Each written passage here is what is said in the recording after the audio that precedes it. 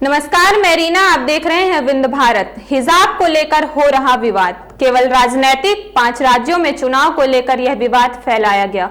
मुस्लिम समाज को एकजुट करने का हमारा प्रयास, हम अपनी समस्याओं को लेकर सरकार तक संविधान के दायरे में रहकर बात पहुंचाना चाहते हैं। कुछ इस तरीके से कहना है भोपाल के विधायक आरिफ मसूद के भाई अजमत शाह का। नमस्कार, आप देख रहे हैं विंध्य भारत। मैं जावेद अंसारी राजेश विश्वकर्मा के साथ मैं मौजूद हूँ रीवा के सर्किट हाउस में। हमारे साथ यहाँ पर एक खास शख्सियत मौजूद हैं। हम आज बात इनसे करेंगे। मैं बात कर रहा हूँ हाजी अजमत शाह जी की। विंध्य भारत को समय देने के लिए आपका बहुत बहुत शुक्रिया। और हम तमाम मुसलमानों की तरफ से अगर बात की जाए तो आपका रीवा की धरती में, जिसको सफ़ेद सिरों की धरती भी कहा जाता है, हार्दिक अभिनंदन करते हैं, स्वागत करते हैं। बहुत शुक्रिया। मेरा सीधा सा सवाल आपसे है, आप रीवा में क्यों? देखिए, रीवा में आने का मकसद ये है, एक बार सन 82 में आया था और उसके बाद आज आया हूँ रीवा में, यहाँ चंद खुसूसी लोगों से मुलाकात करने के लिए। जो आज हालात बन रहे हैं मुल्क के अंदर और ख़ासकर हमारे प्रदेश के अंदर, जबकि हमारे प्रदेश के अंदर बहुत सारी चीज़ें ऐसी हैं जो नहीं हैं जो दूसरे राज्यों में हैं। अभी आपने देखा होगा कि शिक्षा मंत्री का बयान आया था हिजाब को लेकर, लेकिन हमारे जो गृह मंत्री हैं और मुख्यमंत्री हैं उन्होंने फ़ौरन इस पर रिएक्ट करा और इस बात को वहीं पर खंडन करते हुए ख़त्म करी। बहुत अच्छी बात है। लेकिन आज हम मध्य प्रदेश के अंदर ये देखें कि चारों तरफ कोई भी बात होती है, कोई जुलूस हुआ, कुछ भी हुआ, किसी ने पत्थर मार दिया, कुछ कर दिया, तो फ़ौरन उसको टारगेट बनाकर एक कम्युनिटी के लोगों को, उनके मकानों को तोड़ दिया जाता है, उनके घरों को तोड़ दिया जाता है और उनके कारोबार को ख़त्म कर दिया जाता है। मैं रोकूंगा आपको। जैसा कि आपने अभी यहाँ के मुख्यमंत्री और गृह मंत्री की तारीफ़ की कि उन्होंने हिजाब को लेकर कड़ा एक्शन किया, लेकिन सवाल गृह मंत्री या मुख्यमंत्री का नहीं है, सवाल मुस्लिम कम्युनिटी का है। मुस्लिम कम्युनिटी ऐसा क्यों कर रही है? अगर बात हिजाब की जाए तो क्या आपको लगता है कि हिजाब का जो मुद्दा उठा है सही समय पर उठा है या ये एक पॉलिटिकल मूवमेंट है? ये तो एक राजनीतिक स्टंट है इनका। जो चुनाव हो रहे हैं, जैसे कितने राज्यों में चुनाव हैं इस वक्त, ये सिर्फ उसको ही टारगेट करने के लिए, उसका रुख मोड़ने के लिए इन्होंने ये एक नई चाल चली है। सबसे बड़ा सवाल यहाँ पर अक्सर देखा जाता है कि मुस्लिम कम्युनिटी में आपका कोई भी एक बड़ा इदारा नहीं है। पूरे प्रदेश की अगर मैं बात करूँ, दूसरा सवाल, आपका कोई संगठन नहीं है, कोई मूवमेंट अगर आप चलाते हैं तो आपका मूवमेंट एक कदम आगे चल के ख़त्म हो जाता है। तो क्या आप लोगों की ये प्लानिंग कि आपका एक सोशल स्टेटस होना चाहिए, एक सोशल संगठन होना चाहिए जो आपकी आवाज़ को प्रदेश स्तर तक उठाए, क्या इस तरीके की कोई प्लानिंग? ये एक हमारी कोशिश है और अभी हमने भोपाल के अंदर एक तमाम ज़िले के लोगों को, ज़िम्मेदारों को बुलाया, लेकिन अभी हमने मीडिया पर इसको अभी शो ऑफ नहीं करा है, क्योंकि जब तक हम इसको, इस तंजीम को, इस संगठन को मजबूत खड़ा नहीं कर लेते हैं और उसके कुछ काम हमें नहीं नज़र आते हैं, जब तक हम मीडिया से बिल्कुल दूर हैं इस चीज़ को लेकर। क्योंकि आपने बात सही कही कि तालीमी इदारे हमारे आज नाम के भी नहीं हैं। अगर आप गिने तो नाम के भी नहीं हैं। एक मदरसा बोर्ड मिला था, वो भी सालों से मदरसा बोर्ड चल रहा है, लेकिन आज किसी भी मदरसे के टीचरों को न तनख्वाह दी जा रही है और कुछ मदरसे सिर्फ कागज़ों पर चल रहे हैं, उनके सारे काम हो रहे हैं और जो इस काम को लेकर कर रहे हैं उनको भी नज़रअंदाज करा जा रहा है। और दूसरी बात रही हिजाब की। हिजाब का तो कोई मुद्दा ही नहीं था इस दौर में। आप ख़ुद देखिए, आप तो माशाल्लाह चैनल चलाते हैं और ख़ुद मीडिया आप प्रभारी हैं कई चैनलों के, लेकिन ये मुद्दा अचानक क्यों उठा? ये सिर्फ राजनीतिक स्टंट है और कोई इसमें बात नहीं है। हिजाब का मुद्दा राजनीतिक स्टंट।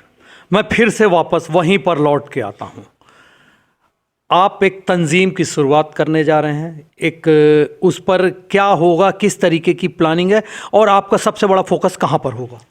आज हमारी जो तंजीम का आगे जो नज़रिया ये है कि जो हालात हाज़रा पर लोगों को ज़बरदस्ती परेशान किया जाता है, हम उनकी एक आवाज़ बनकर पूरे मध्य प्रदेश में 52-53 ज़िले हैं, उसकी तहसीलें, उसके ब्लॉक, सबसे एक आवाज़ उठना चाहिए। अगर रीवा में कोई हादसा होता है तो हम भोपाल, रतलाम, उज्जैन, इंदौर, देवास, सब जगह से इस रीवा की तकलीफ़ को उठाएं। संविधान के दायरे में रहकर हम कलेक्टर से मिलें, उनको ज्ञापन दें। अगर वो ज्ञापन लेने से मना करते हैं तो हम वहीं बैठ के अपनी गिरफ्तारी देंगे। भाई, जो हमारा हक़ है वो तो आप करिए। हम अगर ये चीज़, हमारा जो प्लान है इस तरह का करने का, और जो तंजीमें चल रही हैं, हमें उन तंजीमों से कोई मकसद नहीं। आप किस फ़िरक़े से हैं, आप अहले सुन्नत हैं, आप अहले हदीस हैं, आप कुछ भी हैं, आप हमारी इस तंजीम से जुड़ेंगे तो आप सिर्फ कौम के लिए काम करेंगे, परेशान हाल लोगों के लिए काम करेंगे, कौम के लिए काम करेंगे। आपने एक बड़ी बात कही कि हमें केवल अपनी कौम से मतलब है। वहाँ पर जहाँ पर भी किसी को कोई परेशानी हो रही, पूरे प्रदेश की आवाज़ बनकर हम आवाज़ उठाएंगे। अभी आपने मदरसे का जिक्र किया, मदरसे को लेकर एक मेरा बड़ा सवाल आपसे है और मैं उसी जिस गंभीरता से मैं सवाल पूछूंगा, मैं उसी गंभीरता से आपसे सवाल की उम्मीद भी करूंगा। रीवा शहर में अगर आपने बात की कि मदरसे बहुत सारे नहीं चल रहे हैं, तो क्या मुसलमानों की आज ये स्थिति आ गई कि सरकार अगर ऐड नहीं देगी तो हम उर्दू अरबी नहीं पढ़ेंगे? एक दौर था, एक ज़माना था जब सारी मस्जिदों में उर्दू अरबी की पढ़ाई होती थी। आज वो दौर ख़त्म हुआ। आज मदरसे जितने भी चल रहे हैं, हालांकि बहुत से मदरसों के बारे में मैं भी जानता हूं जो केवल कागज़ में चल रहे हैं। तो क्या उर्दू अरबी पढ़ाने के लिए हम अपने बच्चों को सरकार की तरफ देखें? तो आप ले लीजिए इलाहाबाद ले लीजिए, मतलब आपके करीब के इलाकों में बड़े बड़े मदरसे हैं जो ये खिदमत अंजाम दे रहे हैं। मैंने तो उस मदरसा बोर्ड की इसलिए बात करी कि दूसरी जो उनकी संस्थाएँ हैं, सांस्कृतिक स्कूल है और फलाने स्कूल हैं, उनकी सब की ऐड आ रही है, बढ़ के आ रही है, लेकिन मदरसा बोर्ड को उस चीज़ से महरूम कर रखा है। और 8-8, 9-9 साल से तनख्वाहें उन टीचरों की रोक रखी है कि सेंट्रल ने कह दिया कि प्रदेश को इतने % देना पड़ेगा, हम इतने % देंगे। तो ना सेंट्रल तैयार है पूरे देने के लिए, न ये देने। वो मदरसे सिर्फ ये काम कर रहे थे, बच्चों को पहली, दूसरी, तीसरी, 5वीं तक पढ़ा तो देते थे, 5वीं के बाद वो सरकारी स्कूल में जाके दाखिला तो मानते हैं आपके साथ दोयम दर्जे का व्यवहार? मानने की क्या बात है, ये तो जब से आज़ादी मिली है, जब से हम दोयम दर्जे के नीचे आ रहे हैं, मानना क्या है, ये तो सब जानते हैं ना। हम तो दूसरी लाइन है, हमको तो इस्तेमाल करा जाता वोटों के लिए, लेकिन अब हमको जागरूक होना पड़ेगा। इसलिए हम अपने इस संगठन को मजबूत करेंगे और आगे उस पर काम करेंगे। मेरा अंतिम सवाल, संगठन का पहला जो आपका पहला मोटो है कि ये हम संगठन बना के पहला काम ये करेंगे? पहला काम तो हम, जैसे कि जो जुल्म ज़्यादतियाँ हो रही हैं, ज़िले का कलेक्टर, ज़िले का SP, तहसील में SP वगैरह जो SGOP होते हैं, ये अपने स्तर पर काम कर लेते हैं, यहाँ तक बात आने नहीं देते हैं। तो हम ये चाहेंगे कि ये गलत कार्रवाइयाँ रुकें जब तक पूरी तहकीक ना हो जाए कि हाँ ये फ़लाँ असलम भाई मुजरिम थे या जावेद भाई मुजरिम थे, कोई भी A to Z, फिर उसके बाद कार्रवाई करें तो हमारी आवाज़ नहीं उठेगी। लेकिन अगर गलत कार्रवाई होगी तो सबसे पहले हमारा संगठन उसको लेकर हर ज़िले के अंदर, हर तहसील के अंदर, हर ब्लॉक के अंदर आवाज़ उठाएगा।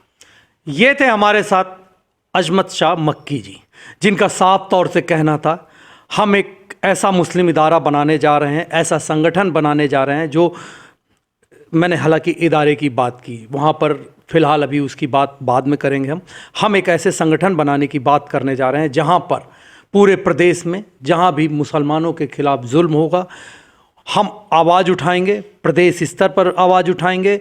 और अगर जुल्म है, सच में जुल्म है, तो उसके लिए हर हालत में लड़ेंगे। और जब तक कामयाबी नहीं होती, हमें चाहे कलेक्ट्रेट, विधानसभा, जहाँ भी धरना प्रदर्शन करना पड़ा, हम धरना प्रदर्शन करेंगे। लेकिन हम संविधान की किसी भी ऐसी बात के खिलाफ नहीं जाएंगे जो हमारे ऊपर आरोप साबित हो। हम पूरा काम संविधान के दायरे में रहकर ही करने की कोशिश करेंगे। अब अपने मेज़बान जावेद अंसारी को दीजिए इजाज़त और देखते रहिए विंध्य भारत।